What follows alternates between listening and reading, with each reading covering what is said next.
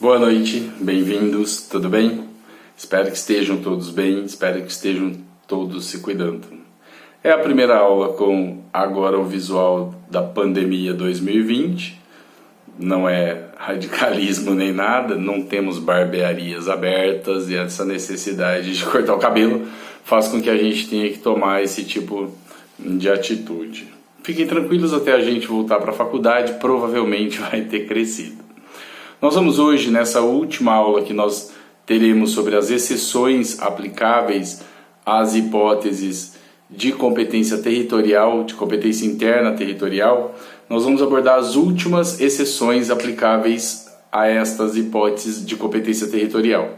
Eu quero que você se lembre que nas aulas passadas a gente vem num caminho em que nós estamos falando sobre a competência territorial interna, e essa competência territorial interna, ela faz com que a gente tenha passado pelo estudo da regra, que é as ações reais sobre bens móveis e ações pessoais são propostas no domicílio do réu, e aí nós começamos a ver as exceções. Nós falamos de onde devem ser propostas as ações relativas a bens imóveis, nós vimos as ações relativas à herança, nós vimos as ações relativas ao réu incapaz, as uniões em que a União é autora, ré ou interveniente, o Estado e o Distrito Federal são autores, réus ou intervenientes. Nós vimos as hipóteses das ações de divórcio, de anulação de casamento, de reconhecimento e dissolução de união estável, e foi exatamente nesse ponto que nós paramos, não é isso?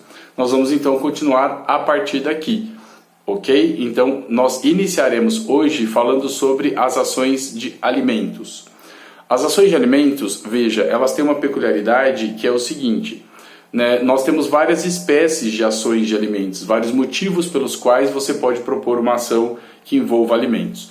A primeira possibilidade é que você proponha uma ação para pleitear alimentos, para pedir pensão alimentícia. Quando você propõe uma ação para pleitear alimentos, o alimentando, aquele que recebe a pensão alimentícia, ele é o autor da ação, certo? E o alimentante, aquele que vai pagar a pensão alimentícia, aquele que vai prestar os alimentos, é o réu desta ação. Existem outras ações, por exemplo, eu posso ter uma ação revisional para aumentar o valor da pensão alimentícia, para majorar o valor da pensão. Quando eu tenho uma ação de alimentos cuja finalidade é majorar, é aumentar o valor da pensão alimentícia, eu continuo tendo o alimentando, aquele que recebe a pensão alimentícia, como autor da ação, e tenho o alimentante como réu. Mas se fosse, por exemplo, uma ação em que o legislador em que você, autor, seja o alimentante, e o que você pleiteia é reduzir o valor da pensão alimentícia, é, por exemplo, a exoneração, é parar de pagar a pensão alimentícia, aí nós teríamos o alimentante como autor da ação e o alimentando como réu da ação. De qualquer maneira, veja o que o legislador pensou. Dentro de uma relação alimentícia, obviamente, o alimentando, aquele que precisa dos alimentos, ele é o polo mais fraco dentro da relação, não só processual, como da relação de modo geral. Pensa, gente, objetivamente ele não tem dinheiro para comer, né? Ele está pedindo pensão alimentícia porque ele não tem condição de manter o próprio sustento. Então, seguindo esse raciocínio, o legislador traz, dentro do Código de Processo Civil, dentro das exceções do artigo 53 do Código de Processo Civil, ele traz que a competência para as ações de alimentos é sempre a ação de alimentos, seja ela qual for, ela sempre deve ser proposta no domicílio ou na residência, no local onde reside o alimentando. Veja que é a primeira vez em que aparece a possibilidade dentro do código de que a gente proponha a ação no local de residência e não no local de domicílio, né? Nós vínhamos falando dessa diferença entre residência e domicílio, e é a primeira vez que o legislador ele flexibiliza e ele permite, ele possibilita que a ação que visa alimentos, seja ela qual for, não importa quem vai ser o autor, se é o alimentante ou alimentando, não importa quem vai ser o réu desta ação, toda ação que envolve alimentos, ela poderá ser proposta, ela deverá ser proposta no domicílio do alimentando, daquele que vai receber a pensão alimentícia. E mais que isso, ela pode ser proposta não só no lugar de domicílio, como também no lugar de residência. Então veja que pode ser qualquer lugar em que ele resida, sem que necessariamente ele tenha a intenção de ali permanecer, ok? Então pode ser tanto onde ele mora, efetivamente esteja morando, não precisa ser domicílio, basta que seja a residência do alimentando. Tudo bem? Viu por que é exceção? Entendeu por que é exceção? Trata-se de uma hipótese em que o legislador, excepcionalmente, ele vai trazer proteção para uma pessoa que ele considera economicamente hipossuficiente, mais fraca, processualmente mais fraca, ele considera que o alimentando é o polo fraco dentro dessa relação processual, é o hipossuficiente, por isso ele estabelece essa exceção. Facílima, bem tranquilo, bem sossegado. Depois o legislador, no mesmo artigo 53, só que agora no inciso 3, ele estabelece outras exceções, mas que se a gente observar friamente e calmamente, nós vamos ver que não são exceções. Na verdade, são hipóteses em que ele confirma a regra. Como assim confirma a regra? Veja, o legislador diz assim, olha, a ação deve ser proposta no lugar onde está a sede para a ação em que for ré a pessoa jurídica. Mas espera aí, volta um pouquinho na cabeça. Regra geral, onde é que as ações devem ser propostas? No domicílio do réu. Qual é o domicílio da pessoa jurídica? Não é o lugar onde funciona a sede, a diretoria, a administração? Então, se uma ação contra a PJ for ser proposta, e se ela vai ser proposta no lugar onde funciona a sede da pessoa jurídica, obviamente nós estamos propondo a ação no domicílio dessa pessoa jurídica. E se eu estou propondo a ação no domicílio da pessoa jurídica, eu estou propondo a ação, na verdade, no domicílio da ré. É que se trata de uma hipótese em que não é uma pessoa natural, que o domicílio acaba coincidindo com o lugar de residência e tal. Mas efetivamente, embora ele estabeleça como exceção, é só uma confirmação da regra. As ações são propostas no domicílio do réu. Se ré é uma pessoa jurídica, a ação vai ser proposta no domicílio da ré. Qual é o domicílio da ré pessoa jurídica? Lugar onde funciona sede, diretoria ou administração. Tranquilo. E ele segue, olha, também a ação é proposta no lugar onde se acha a agência ou sucursal quanto às obrigações que a pessoa jurídica estrangeira, obviamente, contraiu. Veja, se eu estou propondo uma ação contra uma pessoa jurídica estrangeira, o legislador pensou, vou propor ação no domicílio da pessoa jurídica estrangeira. Qual é o domicílio civil da pessoa jurídica estrangeira? O lugar onde funcione agência ou sucursal no país. Obviamente, se ela é uma pessoa jurídica estrangeira, a sede não fica no Brasil. Mas para que ela funcione no Brasil, deve ter uma agência, uma sucursal, que não é chamada de filial, é sucursal, o nome correto para quando a pessoa jurídica é estrangeira, mas deve ter uma agência, deve ter uma sucursal dela situada aqui no país. Veja que, mais uma vez, nós não estamos diante de uma exceção propriamente dita, né? Nós estamos diante, na verdade, de uma pessoa que possui um domicílio diferenciado, mas a gente não foge da regra, a ação continua sendo proposta no domicílio da ré, né? Então eu vou propor a ação onde se estabeleça a agência ou sucursal da PJ estrangeira para as obrigações que ela tenha contraído efetivamente. Ele também estabelece, no mesmo artigo 53, inciso 3, que as ações devem ser propostas no lugar onde exerce as suas atividades, quando essa ação tiver como ré uma sociedade ou uma associação sem personalidade jurídica. Aí, obviamente, nós estamos falando daquela pessoa jurídica de fato, aquela pessoa jurídica que não é de direito, ela não está registrada. Então a PJ não registrada é uma sociedade irregular, é uma sociedade de fato. Se ela é uma sociedade irregular ou se ela é uma sociedade de fato, efetivamente nós não sabemos onde é o domicílio desta pessoa jurídica, porque não está lá na junta comercial. Eu vou na junta comercial e eu não consigo estabelecer o endereço de onde fique a sede desta pessoa jurídica. Então, onde que eu proponho a ação? No lugar em que ela exerce a atividade. Então, se, por exemplo, vocês se reunirem lá, quatro alunos, e começarem a venderem alguma coisa, uma, sei lá, trufa lá na faculdade, vocês estarão exercendo sem registro, não abriram PJ, não fizeram nada, começaram a exercer atividade, agem como se fosse uma PJ, distribuem lucro entre si, se efetivamente houver lucro.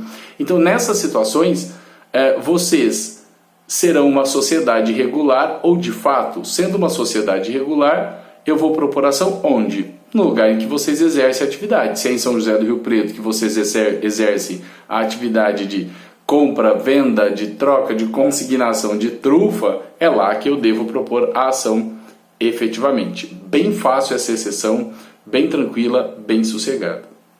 No dia de hoje, a nossa próxima exceção, ela diz respeito àquelas ações cuja finalidade é exigir o cumprimento de uma obrigação. Veja, eu vou propor uma ação, não é para discutir a validade da obrigação, não é para discutir a validade do contrato, não é para discutir a existência do contrato. Não. Eu vou propor uma ação com a finalidade de exigir o cumprimento de uma obrigação de dar, fazer ou não fazer. Então eu vou propor uma ação para exigir que você faça aquilo que você se comprometeu. Eu vou propor a ação para exigir que você me entregue a coisa que nós convencionamos. Se eu vou propor uma ação e a finalidade da minha obrigação é uma execução, é exigir o cumprimento da obrigação, olha, eu comprei de você uma geladeira e você não me entregou. Eu comprei de você um veículo e você não me entregou na data convencionada. Nós combinamos a entrega de determinado objeto, de determinada coisa e você não fez. Eu contratei você para fazer a cerca na fazenda da minha tia e você não fez. O legislador pensou, nesse tipo de ação, cuja finalidade é exigir que seja adimplida, cumprida uma obrigação devidamente convencionada, esta ação, este tipo de ação, deve ser proposta onde a ação deve ser cumprida. Então, olha que legal.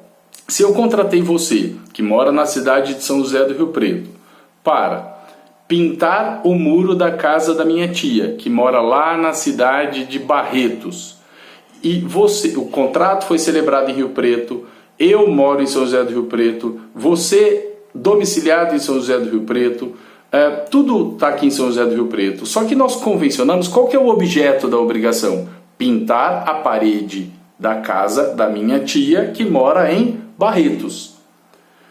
Eu quero propor uma ação porque você não pintou o muro da casa da minha tia no prazo que nós convencionamos. Eu quero propor uma ação para exigir que você pinte o muro, para exigir o adimplemento da obrigação. Nesta hipótese, onde eu devo propor a ação judicial? Em Barretos. Barretos não é o lugar em que a obrigação deve ser cumprida. Então é lá que ela será exigida. Então eu vou propor a ação que visa exigir o adimplemento da obrigação no exato lugar onde ela tem que ser cumprida, onde ela tem que ser feita, executada. Então você vai propor a ação lá em Barretos, porque é efetivamente o lugar em que a obrigação deve ser adimplida. Tranquilo, fácil, né? Quer dizer, eu vou olhar e vou pensar o seguinte, veja que eu poderia querer propor uma ação para anular esse contrato, né? Propor uma ação anulatória do contrato. Eu podia propor uma ação exigindo perdas e danos que eu tive em decorrência desse contrato. Seria em Barretos? Não. Quando eu só proponho a ação no lugar em que a obrigação tem que ser cumprida, quando o que eu quero, o meu objetivo dentro da ação é exigir o cumprimento da obrigação. Aí vocês prestem atenção nisso, porque na prova, na prova, se vocês errarem, a culpa não é minha. Eu estou avisando de novo, como eu sempre faço, que isso vai cair na prova. Vai ter uma pergunta em que uma obrigação foi celebrada, né? Uma obrigação de dar, uma obrigação de fazer, uma obrigação de não fazer. E aí, efetivamente, eu vou, em determinado momento, te perguntar, olha, onde essa ação tem que ser proposta? Só que, embora envolva uma obrigação, a ação que nós vamos propor não será para exigir o adimplemento da obrigação. E se a ação não é para exigir o adimplemento da obrigação, eu sigo a regra geral. A ação é proposta no domicílio do réu, ok? Então eu vou propor uma ação para anular o negócio jurídico celebrado, domicílio do réu. Eu quero propor uma ação para rescindir uma cláusula do contrato, domicílio do réu. Quero propor uma ação para exigir que a obrigação seja cumprida, lugar em que a obrigação deve ser adimplida. Tranquilo? Fácil. Temos ainda como exceção, e preste bastante atenção nessa exceção, que quaisquer ações que você queira propor, cujo autor seja um idoso, 60 anos ou mais, e a finalidade é o exercício de um direito previsto no Estatuto do Idoso, esta ação, excepcionalmente, é exceção, porque, veja, regra, as ações são propostas no domicílio do réu. Exceção, se o autor for um idoso e se ele quiser propor uma ação para exigir que um direito previsto no Estatuto do Idoso lhe seja concedido, esta ação deverá ser proposta no domicílio ou residência do idoso. Vamos por partes. Primeiro, imagine que você seja um idoso, você tem 89 anos de idade e você queira propor uma ação para me cobrar R$500 que eu estou te devendo. Se você quer propor uma ação para me cobrar R$500 que eu estou te devendo, você vai propor no domicílio seu, idoso? Não, você vai propor no domicílio do réu. Veja que esta ação não tem nada a ver com o exercício de um direito previsto no Estatuto do Idoso. Mas imagine que você seja um idoso, você tem lá os seus 89 anos, e aí você quer propor uma ação contra mim para exigir que você tenha direito, preferencial na fila. Fila preferencial é um direito previsto no Estatuto do Idoso? É. Se você vai propor uma ação fulcrada, baseada num direito previsto no Estatuto do Idoso, e você pretende com esta ação exercer este direito previsto no Estatuto do Idoso, aí então você, idoso, poderá propor ação no seu domicílio ou na sua residência, onde você mora, né? E aí não tem problema, porque às vezes você mora lá na Jeripe, em Rio Preto, mas o seu domicílio não é a Jeripe, em Rio Preto, porque você não foi para lá com a intenção de permanecer. Alguém te mandou para lá. E, efetivamente, o seu domicílio é lá na cidade de Potirendaba, onde você morava com a sua família. Não tem problema. Você pode propor ação no seu próprio domicílio ou no lugar onde que você resida, se você for um idoso que pretende, insisto, dentro da ação, exigir o exercício de um direito que foi previsto no Estatuto, que está previsto no Estatuto do Idoso. Para os outros direitos, não se aplica a exceção. Então a gente volta para a regra, a ação é proposta no domicílio do réu. Ok? Facinho também essa exceção, bem tranquila de se trabalhar e de se levar. Temos ainda que levar em consideração que o legislador estabelece que, e talvez esta seja uma das exceções mais importantes de todas dentro do Código, porque é uma das hipóteses que mais ocorre dentro do Código. Nós temos que pensar nas ações de reparação de danos. As ações de reparação de danos, elas são aquelas ações que na prática elas são chamadas de ação de indenização. Está errado, né? Na verdade, o nome técnico da ação é a ação de reparação de danos, que pode ser para reparação de danos morais, materiais, estéticos, de diversas ordens. Veja, o nome da ação não é ação de indenização. Indenização é um pedido que você vai formular dentro de uma ação cuja finalidade é a reparação de danos que lhe foram causados em virtude de atos ilícitos praticados. Quando eu tenho uma ação de reparação de danos, eu quero que você entenda que a vítima do ato ilícito será autor da ação de reparação de danos.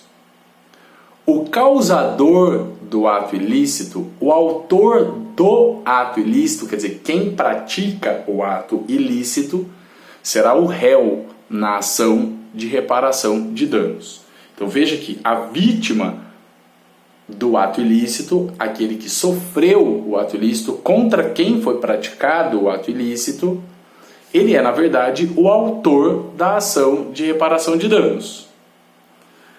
O causador do ato ilícito, aquele que pratica o ato ilícito, o autor do ato ilícito, ele será o réu na ação de reparação de danos. obviamente, nós tínhamos que necessariamente sair da regra. Eu não posso proteger o réu numa ação de reparação de danos se o réu na ação de reparação de danos é a pessoa que tecnicamente, que teoricamente cometeu um ato ilícito. É aquele que lá no artigo 186 do Código Civil praticou um ato de ação ou omissão, negligência, imprudência, imperícia, um ato ou omissão voluntários com a intenção de causar dano ao outro. Ou se até efetivamente foi por negligência, por culpa, mas que tenha causado um dano material, moral, estético a alguém. Então o que o legislador fez?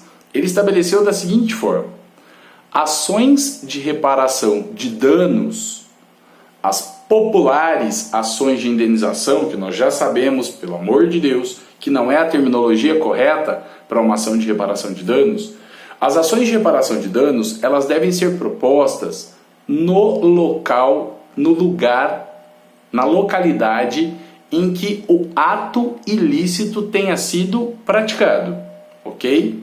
Então a regra é, se um ato ilícito foi praticado, eu não vou propor ação, regra já dentro das exceções, né? Regra para as ações de reparação de danos. As ações de reparação de danos, elas não são, eu não levo em consideração inicialmente nem o domicílio do autor e nem o do réu. Eu vou propor ação no local em que o ato ocorreu, em que o ato ilícito foi praticado.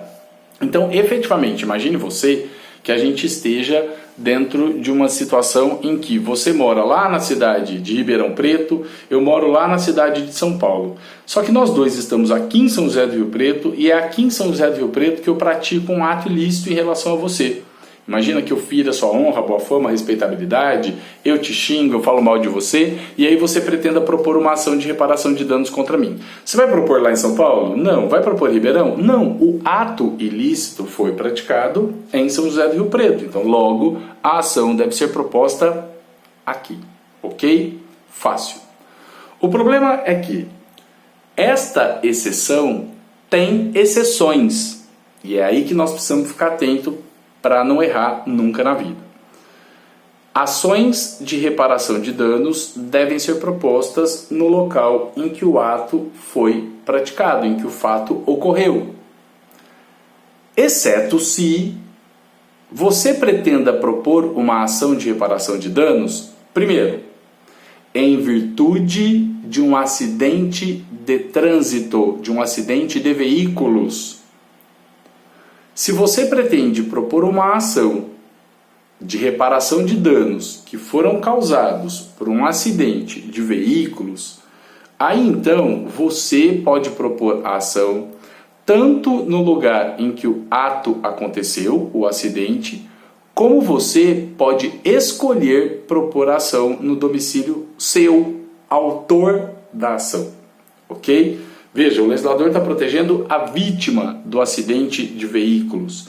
Ele estabelece que, efetivamente, a ação de reparação de danos, nos casos em que a ação é proposta visando a reparação de danos que foram causados em acidentes de veículos, elas podem ser propostas tanto no domicílio do autor da ação, que é a vítima do acidente, como elas podem ser propostas no local em que o acidente aconteceu, no local do ato ou fato.